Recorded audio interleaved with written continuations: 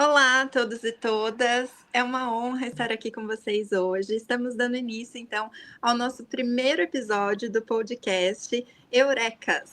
E hoje uma convidada ilustre, a professora doutora Ecleide Furlaneto. Muito bem-vinda, professora. Só contando um pouquinho a respeito, né, de quem é a professora foi a primeira coordenadora dos programas de pós-graduação em educação da Unicid. Ela possui pós-doutorado na Universidade de Barcelona, doutorado e mestrado em educação pela PUC de São Paulo. Também possui graduação em pedagogia pela mesma universidade e atualmente é líder do grupo de pesquisa Narrativas, Aprendizagens e Formações, desenvolvendo pesquisas com foco nos processos de aprendizagem e formação articuladas aos eixos de narrativas autobiográficas, processos de construção de subjetividade e práticas, formação em narrativas infantis. Ela foi coordenadora do programa de pós-graduação em educação da Unicid por mais de 12 anos. Nossa, que honra, professora! E aproveitando então aqui, já dando início aqui no nosso bate-papo, a senhora foi a primeira coordenadora da pós-graduação? Eu entendi correto, né? Não, na realidade, o programa ele foi, vamos dizer, montado pela professora Ana Gracinda Quirluz, que foi coordenadora durante um tempo. Depois dela, ainda nós tivemos como coordenador o professor Jair Militão. Depois que eu entrei, eu fui a terceira coordenadora.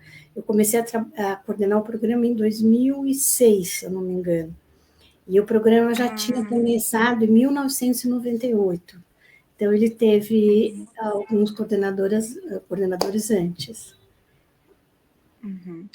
Aproveitando então, falando um pouquinho desse tempo que a senhora foi coordenadora aí por mais de 12 anos, né, Pro? Quais, assim, foram os principais desafios nesse período?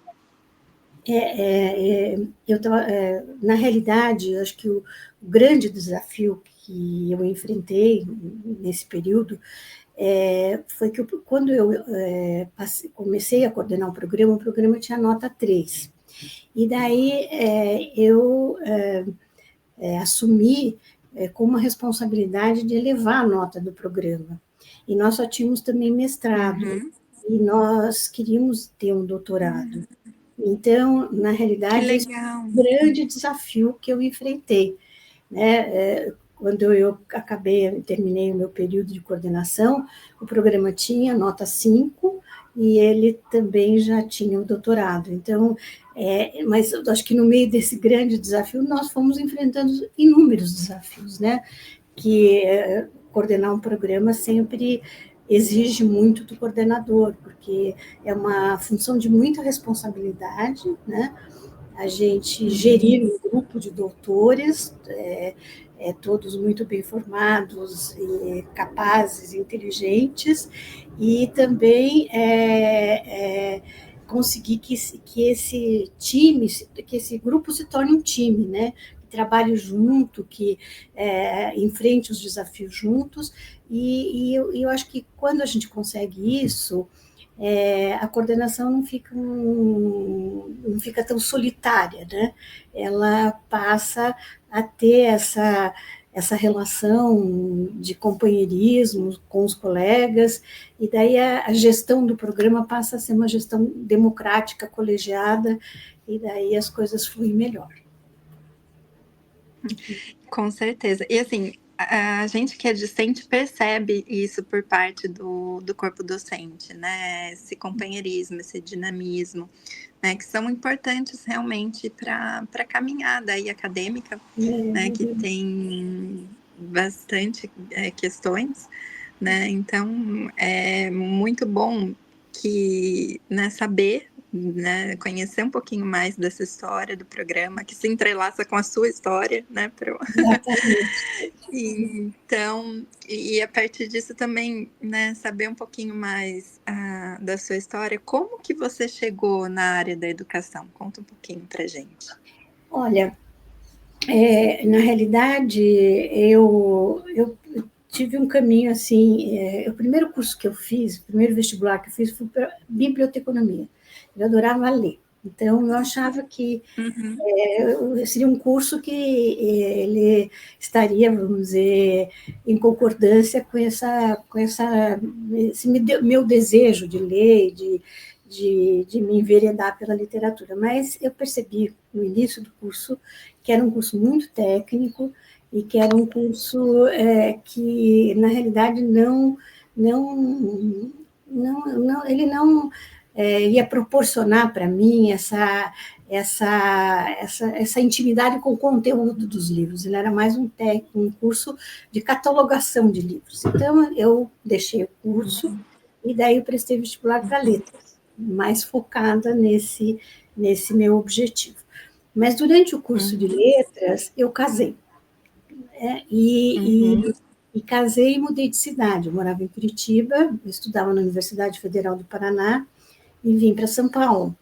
E daí eu interrompi um pouco o meu curso e logo em seguida engravidei, daí eu já engravidei de novo, tive 2 meninas, 2 filhas, e eu voltei a estudar só quando as minhas filhas entraram, as 2 estavam já na educação infantil, porque eu achei que esse primeiro tempo, que elas ainda não estavam na escola, era importante eu estar perto delas. Daí eu fui para a PUC, São Paulo, e daí eu fiz uma revisão na minha vida, na minha trajetória, que já tinha mudado muito, né? E percebi que eu não queria ser professora de português. Então, eu resolvi reoptar para pedagogia. Então, pedagogia foi a terceira graduação minha. E daí, mas eu sempre tive um foco muito forte a minha preocupação muito não era tanto, hoje eu percebo isso com clareza, na época eu não tinha muita clareza, não era muito ser professora, né? Eu me envolvia muito com as pessoas e o meu interesse muito era proporcionar condições ou facilitar ou apostar no crescimento e no desenvolvimento das pessoas. Então, quando eu fui para a pedagogia, naquela época tinha as habilitações, eu já fui para habilitação orientação educacional, e já com foco de ser orientadora, coordenadora, já com essa perspectiva. E foi isso que aconteceu. Eu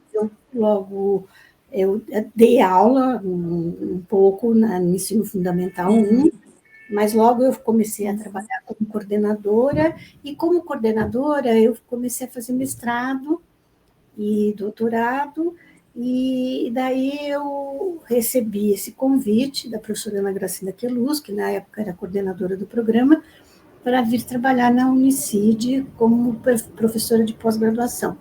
Durante um tempo eu tentei ainda manter as duas, ser coordenadora pedagógica e professora de pós-graduação, mas aí eu comecei a ver que estava muito difícil coordenar esses 2 empregos, e daí eu optei pela pós-graduação. Na realidade, isso aconteceu em 1998. E naquela época, os programas começavam a existir, e depois que eles pediam para a CAPES o credenciamento. Então, nós funcionamos 2 anos, de 98 até 2000, sem o programa ser credenciado. Quando as primeiras dissertações começaram a ser defendidas, em 2000, porque 2 anos, né, normalmente é o prazo que um mestrando leva para terminar sua dissertação, nós daí conseguimos o credenciamento. Então, oficialmente, o programa tem essa data, está credenciado a partir de 2000. E daí eu já estava no programa há 2 anos, quando ele foi credenciado. E estou até hoje, né? Então, na realidade, já fazem 26 anos que eu estou no programa, é bastante tempo, né? Bastante. Eu achei bem interessante o relato que você falou das suas filhas. Não sei, aí a senhora pode contar um pouquinho para a gente com quantos anos que elas já estavam na escola, que daí a senhora retornou ao mercado de trabalho. E você acredita que elas influenciaram você a trabalhar com a formação em narrativas infantis? Olha, assim, quando, na realidade, eu nem voltei ao mercado, eu voltei a estudar primeiro, depois que eu voltei para o mercado de trabalho. Isso. Na Uhum. realidade, a minha filha mais nova já tinha 2 anos, e a mais velha tinha 4. Nossa. Porque eu fiquei Uhum. muito. Eu não tinha minha família aqui em São Paulo, né? Então, Uhum. eu contava comigo, né? Não tinha assim, vou deixar na casa da avó, vou fazer isso. Então, e eu tinha muita preocupação de deixar as meninas em casa. Eu acho que como todas as mães, né? Que ficam muito Uhum. aflitas é um sofrimento para todas as mães. Algumas deixam, e eu acho que na geração de vocês mais jovens isso é mais comum, mas na minha geração era mais difícil, a gente acho que tinha menos autorização cultural de fazer isso, né? E também uma ligação afetiva Uhum. muito forte com elas. Então, eu esperei esse tempo, quando elas entraram na escola, eu voltei a trabalhar. Né? Agora, você me perguntou se trabalhar com narrativas infantis. Eu acho que quem me levou muito, me entusiasmou muito, foram os meus netos. Porque nessa época, Olha quando só. eu comecei a trabalhar com as narrativas infantis, eu já era avó. E até brincava com a professora Hum. Constância Sérgio, que nós trabalhamos juntas nessa pesquisa, falava, essa pesquisa é de avó, porque acontece uma coisa que é muito interessante. Quando a gente está criando os filhos, a gente tem tanta coisa para resolver, para fazer, e que a gente às vezes passa um pouco no automático essa relação com os filhos, né? Tem que acordar cedo, tem que levar para a escola, tem que buscar, tem que ver. Então a gente vai nessa correria e às vezes sem um tempo muito assim tranquilo para ouvir as crianças, para ficar do lado, para e com os netos é diferente. Quando os netos nascem, eu acho que comigo aconteceu isso, eu vejo muita gente falar que também passa por essa experiência, a gente se abre para ouvir essas crianças. É um carinho tão grande, é um amor, e a gente tem uma escuta muito mais diferenciada com os netos do que a gente tem com os filhos. Para mim foi isso, uma experiência. E talvez porque a vida já tenha passado, eu já tinha estudado bem mais, eu já tinha mais repertório para entender a importância disso, né? Então, eu acho que meus netos, eles me estimularam muito a ouvir as crianças. E até hoje eu curto muito ouvir meus netos e ouvir ver como é que eles vão é, é, dando sentido para a vida deles, como é que eles vão vivendo as experiências e vão se apropriando dessas experiências, algumas vezes sofrendo, né? Porque a vida não é só flores, né? Mas assim, você está com eles, refletindo com eles sobre algumas experiências que eles têm, eu acho que é muito importante, muito prazeroso para mim. E acho que a gente vai que eu tenho uma expectativa que eu vou deixar marcas na vida deles. Quando eu não estiver mais aqui, eu acho que eles vão ter lembranças, né? De terem convivido comigo de uma maneira, às vezes, bastante significativa. Que importante, Pro. Muito bonito o seu relato. Atualmente são quantos netos que a senhora tem e Quatro. quais as idades deles? Eu, 4? 4. O Francisco é o mais velho, ele tem 17. A Cecília vai fazer Olha. 15 agora sábado, né? Tem 15 anos. Uhum. O Mateus tem 13 e o Antônio tem 11. Eles têm diferença assim de 2 anos entre cada um deles. Que bacana, muito legal. E, Pro, você acredita que algum dos desafios que você enfrentou aí na sua carreira acadêmica, no mercado de trabalho também, decorreram de você ser mulher? Olha, eu me sinto muito confortável em ser mulher, sabe? Eu assim, eu não sei se, por até ter escolhido uma profissão que é muito feminina, né? Uhum, Então eu acredito que eu não me senti em nenhum momento prejudicada por ser mulher na profissão que eu escolhi. Talvez uhum. se eu fosse homem, não sei, eu teria até me dado o direito de escolher outra profissão, porque na época em que eu cursei a graduação e tal, as mulheres pouco se autorizavam, já tinha muitas mulheres se autorizando, mas era uma geração que nós estávamos entrando no mercado de trabalho, a geração das nossas mães, elas não era muito comum uma mulher trabalhar, né? Então, acho que a minha geração foi uma geração que começou a fazer esse movimento já com mais reconhecimento social, né? E talvez eu vejo que hoje as mulheres elas exercem qualquer profissão. Na minha geração tinha algumas profissões assim que parece que não eram assim meio, não digo proibitivas nem proibidas, mas as mulheres nem se davam o direito de querer ser engenheira, por exemplo. Não tenho lembro de amigas minhas de terem sido engenheiras, que depois, nas gerações mais futuras, isso é uma coisa normal. Então, tem algumas profissões que eram quase... a gente nem sonhava nem imaginava que era possível a gente exercer. Então, no caminho que eu percorri, minha trajetória, eu não me senti em nenhum momento, vamos dizer, prejudicada por ser mulher. A senhora acredita que ainda nos dias de hoje há uma representação social ou um imaginário social que associa pedagogia ainda ao universo feminino? Eu acho que sim. Eu acho que sim, até eu participei de 2 bancas a respeito do professor homem na educação infantil e na primeira, mas era mais na educação infantil. E é uma dificuldade muito grande.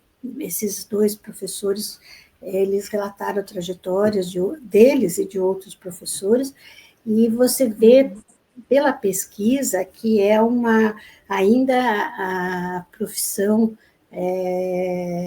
a pedagogia em si ainda é vista como uma profissão predominantemente feminina, a não ser que os homens assumam cargos de gestão, mas para ser professor mesmo dos anos iniciais, ainda existe no imaginário que a mulher é mais adequada, né? Por exemplo, tem um desses professores relatando que ele trabalha numa creche, mas quando chega na hora de trocar, uma creche não, educação infantil, e quando ele chega na hora de trocar fralda, se por acaso ele está com um grupo que tem uma criança que use fralda, se chama uma outra pessoa. Ele, como professor homem, ele não está autorizado pela diretora a trocar a fralda das crianças. Então tem ainda umas questões ainda que são importantes, que estão sendo investigadas, mas que ainda tem uma certa representação social que o homem não é adequado para trabalhar com crianças pequenas. Muito interessante, né, Pro? E agora voltando um pouquinho novamente aí para a sua trajetória pessoal, acadêmica, a senhora pode nos contar, assim, algum momento que foi, assim, um divisor de águas na sua carreira? É difícil, né? São tantos divisores, né? São tantos momentos. Pelo visto, o nascimento dos netos já foi um. Na realidade foi. Na realidade, mais no início, eu acho que ter entrado na pós-graduação, no mestrado, eu acho que foi muito importante, né? Porque eu era professora de ensino fundamental na primeira fase, e o mestrado começou a abrir uma possibilidade, eu comecei a sonhar com uma carreira acadêmica, então acho que o mestrado é importantíssimo.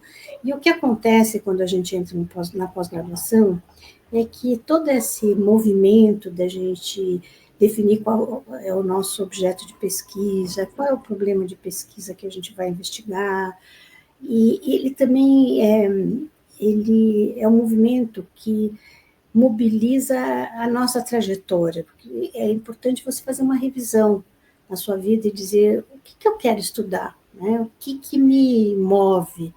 Qual é o tema que me empolga?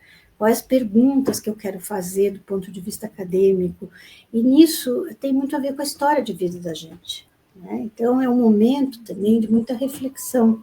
Parece que a gente está resolvendo só um problema de escolha de um tema para uma dissertação, mas não é isso. A gente também está olhando, a gente não está só desenvolvendo um projeto acadêmico, mas a gente também está desenvolvendo um projeto pessoal.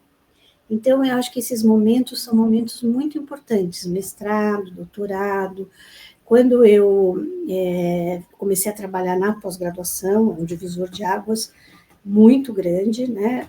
E acho que foi muito bom trabalhar em escola, porque eu fui professora, eu fui coordenadora pedagógica durante muitos anos, trabalhei no ensino fundamental 1, depois fui coordenadora pedagógica do ensino fundamental 2, então eu tive essa vivência do que é uma escola. Eu trabalhei com professores, trabalhei na formação de professores, então quando eu chego em pós-graduação, eu chego com uma bagagem que eu valorizo muito até hoje, né? Ter pisado no chão da escola, né? E então eu acho que todos essas passagens, essas grandes passagens, elas marcam a trajetória da gente, né? Eu acho que foi isso. Sim.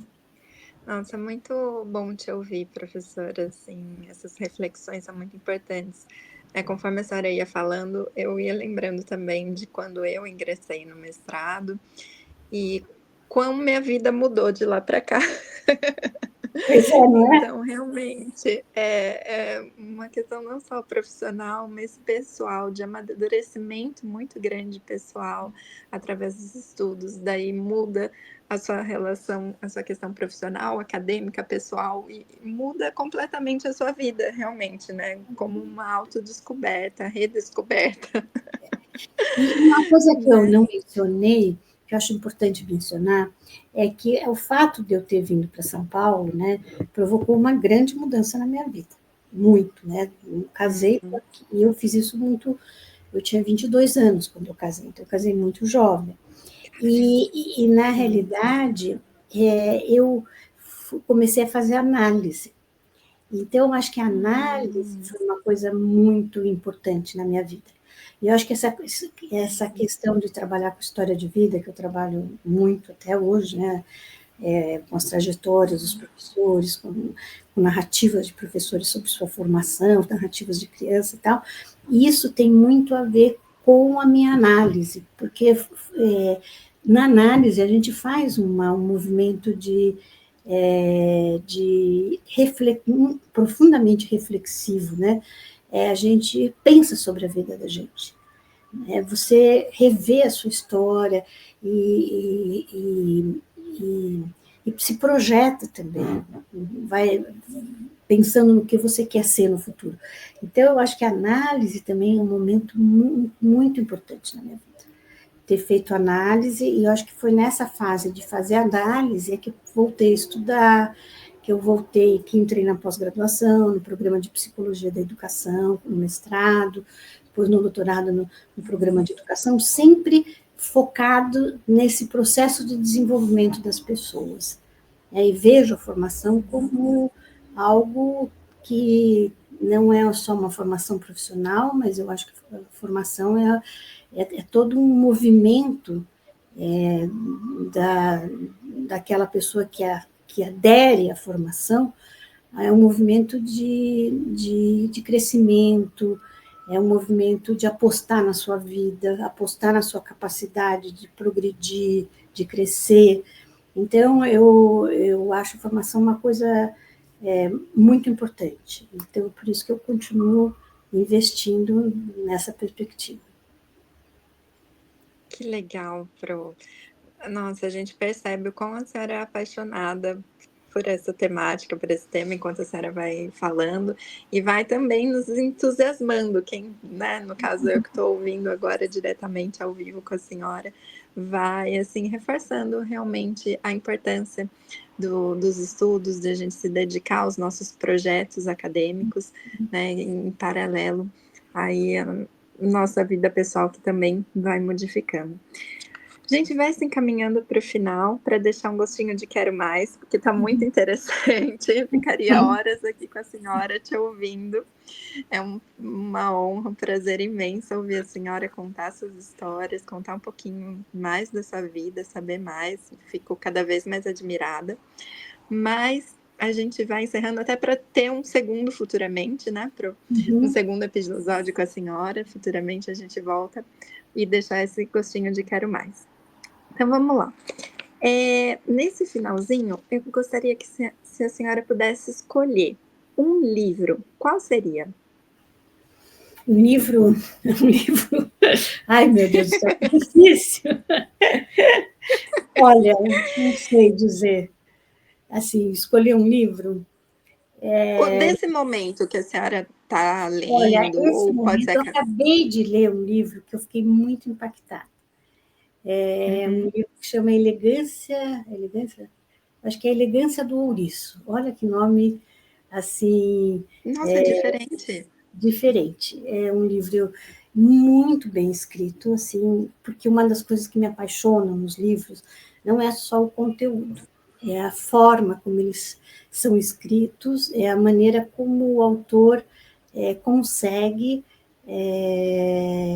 transpor em palavras, né, sentimentos, emoções, e principalmente quando ele tem, assim, vamos dizer, uma intimidade com a língua, e que você fica encantado. Como é que ele conseguiu dizer isso?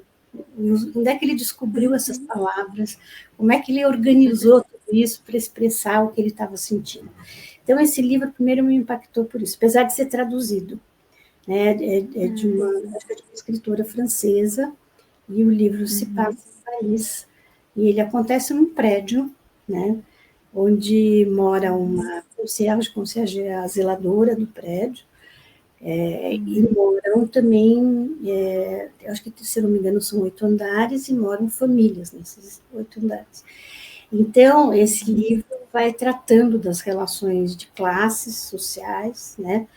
Como é que as classes se relacionam, e é muito bonito, na minha perspectiva, porque ele fala dessa concierge, né?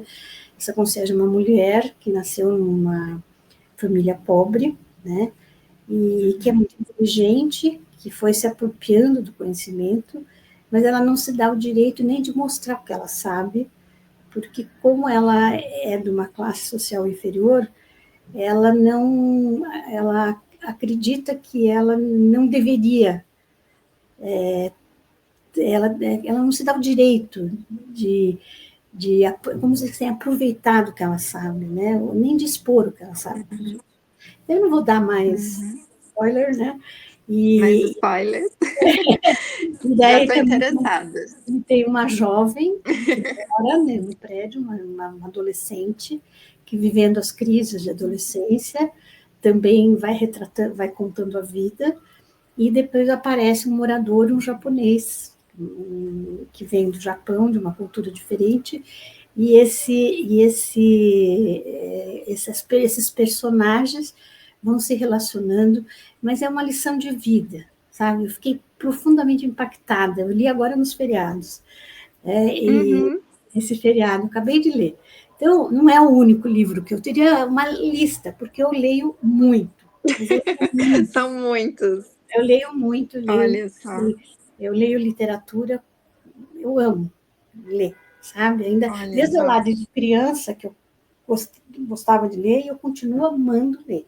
Eu tenho que me cuidar, por exemplo, eu estou assim, numa fase com muito trabalho da universidade, eu não posso começar um livro, porque se eu começo, eu fico brigando. Quer terminar? Se eu leio o seu trabalho, se eu leio o seu trabalho. Então, para não me torturar, eu nem começo. Eu só leio assim nas épocas que eu, por exemplo, agora, o feriado, sabia que eu podia, quer dizer, nem sei se eu tenho o direito de ler, né? Sim. Porque eu acho muito. Então, é isso. Então, Muito bom, eu Pro. sugiro que todo mundo E se leia. a senhora pudesse. Com certeza. E é muito interessante essa questão cultural também, né? Agora que eu tô aqui na Inglaterra, fez um mês já. E, assim, me relacionando com pessoas de culturas diferentes, né, como a senhora falou que aborda no livro essa questão de culturas diferentes, e toda essa adaptação, então, eu acredito que deve ser muito interessante esse livro, já fiquei com vontade de ler também. E se a senhora pudesse escolher uma frase, qual seria? Olha, eu diria, aposte na vida, sabe? Eu acredito que a vida é algo maravilhoso de ser vivido, mesmo com todos os tropeços, com os desafios, com tudo que às vezes há de bom e de ruim, mas eu acho que aposte na vida e se entregue à vida, que eu acho que vale a pena. Perfeito, Tro. Muitíssimo obrigada. Foi, assim, maravilhoso conhecer um pouco mais da sua história, né, da sua perspectiva, da sua vida, do seu trabalho na pós-graduação. É muito interessante, agradeço imensamente, foi uma honra. Espero que a gente possa se encontrar em futuros episódios. E, assim, a melhor pessoa para começar a dar pontapé inicial no nosso podcast. Muitíssimo obrigada, viu? Obrigada a você, Erika, de ter me dado essa oportunidade de conversar com você e de pensar na vida, né? Porque é isso que aconteceu. Eu refleti sobre a minha trajetória, foi muito bom. Bom, Que ótimo. obrigada.